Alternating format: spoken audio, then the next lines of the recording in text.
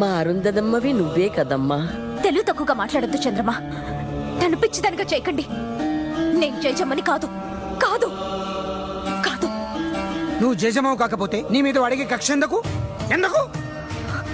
అదే ఎందుకు? నువ్వే జయజమ్మవి కాబట్టి. కాదు, అబద్ధం.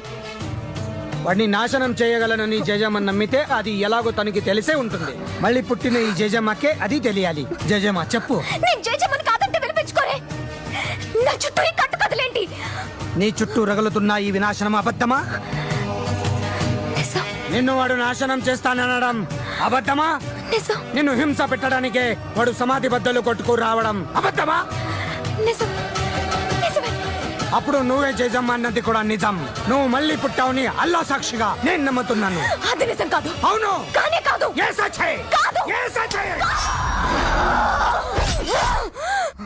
మాట నిలుపుకొంటివమ్మా జయజమ్మ, మళ్ళీ జన్మ ఎత్తినావమ్మా.